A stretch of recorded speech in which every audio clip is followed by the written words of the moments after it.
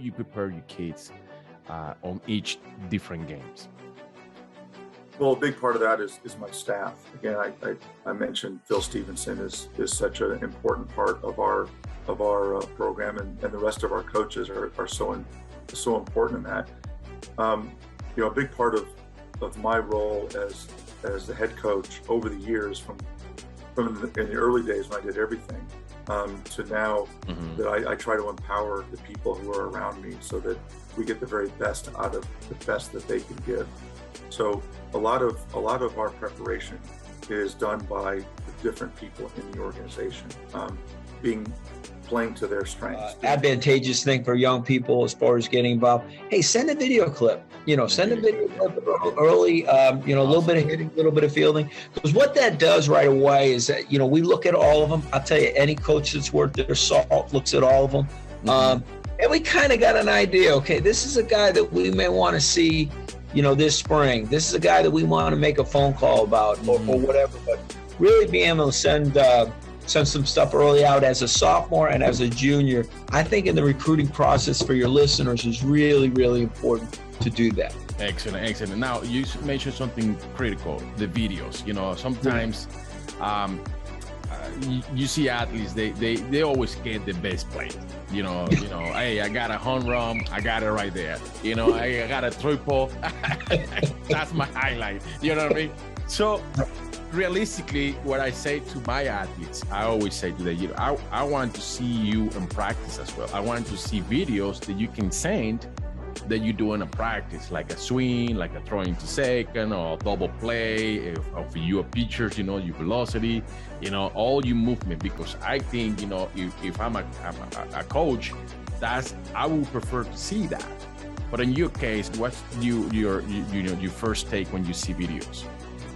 You are 100% correct. I want to see some things that you're going to have to repeat, because I can see in your swing, some of the stuff that I'm either gonna, let's face it, I'm either gonna kind of like, or maybe I don't, and I can see your hands, I can see your feet in some repetitive infield drills, whether it's ground ball. I want to see you throw. I want to see you get out of your hand. Like you said, in the infielder's case, I want to see them turn a double play. What's their ability to put their feet and their hands together. Many times should an athlete approach you before you make a commitment with them? What's the best way for you for them to contact you as well? If they want to contact, like, email is great and video is great. So I would rather see video than just, I know sometimes people send emails or letters from their high school coach or their club coach, it's like saying that they're a great player. We read all that stuff, and that's really sweet, and I appreciate the opinion of the coach, but we're going to make decisions based on our own opinion. So it's really, if they send us stuff and their video is embedded in that or is a part of that, and we can watch it, and then we find that to be interesting, then we'll go see them live. If we see them live and then we pay attention and do some background on who they are as a person and all that, and they're interesting to us, then we'll start to bring them to campus, and from there, spend a lot of time with them, and then we'll know by the end of one visit, I think, on campus whether or not we want. So you mentioned something important, which is the atmosphere of the team. That's crucial for you, what I can see.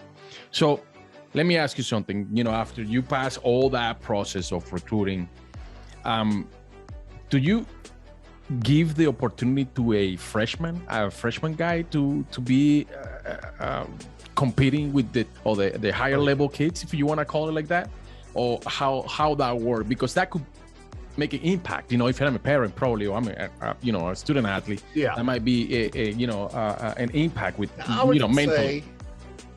I would say most college coaches fall in the exact same category I do. So I think I'm speaking for everyone when I say that when you recruit a kid, whether he's considered a recruited walk-on, which means we're not giving you any scholarship money, but I am actively recruiting you. I want you to be on this team. I'm giving you a spot on my roster.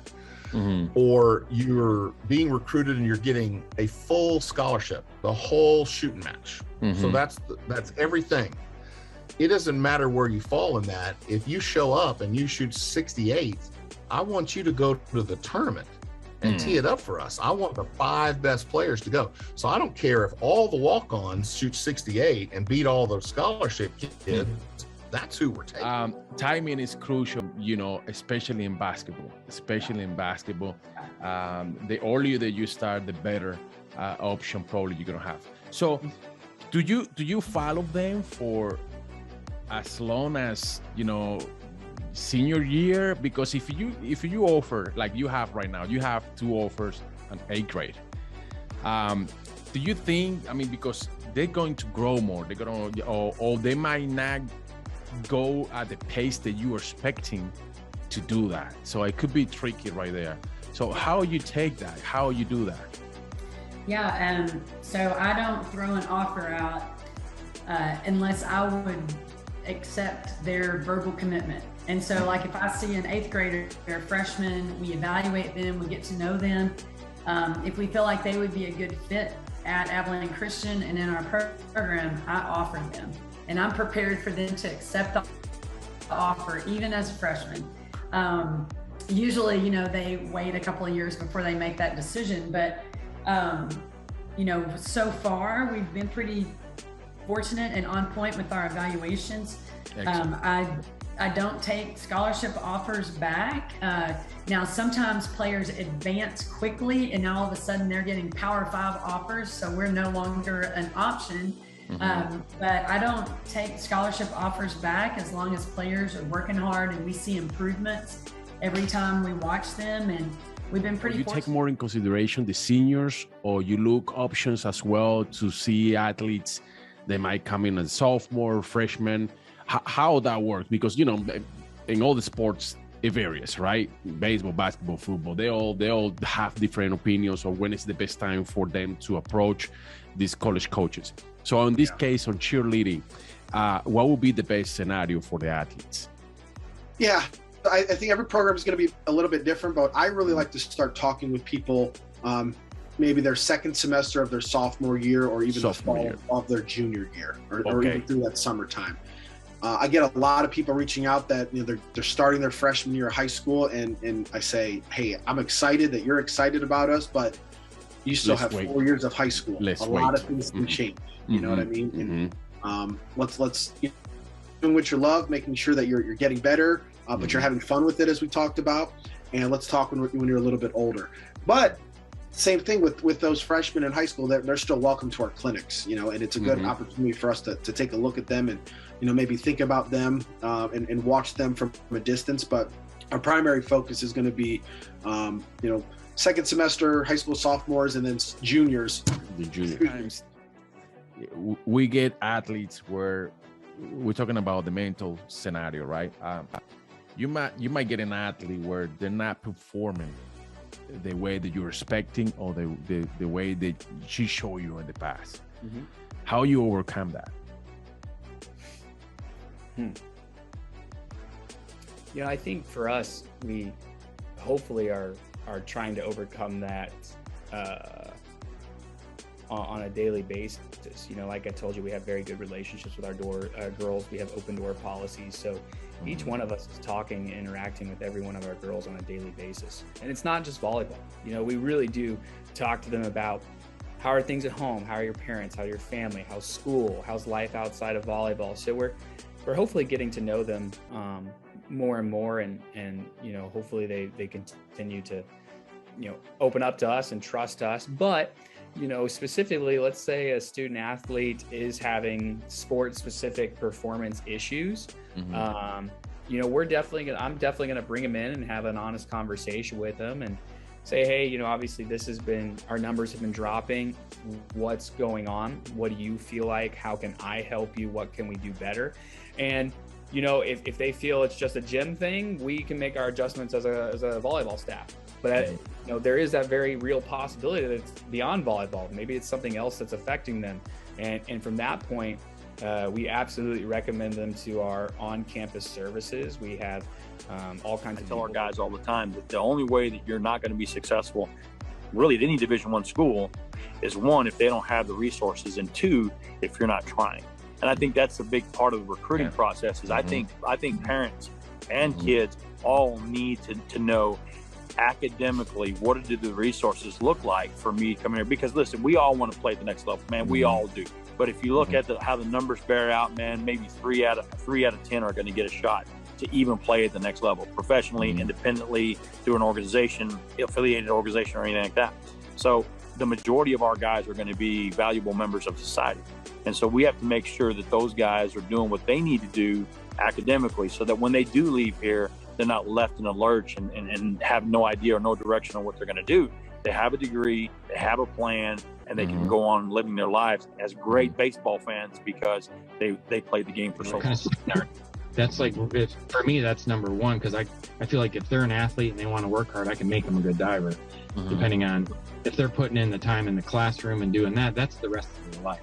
You know, their athletics is a short piece of it. And so I'm trying to find kids that are focused not just on, I want to be a diver for 4 years or 5 years or whatever, but this is about the rest of your life, you know. And my discussion with recruits is, listen, I'm going to be a coach for you the rest of your life, not just for the 4 years you're diving for me.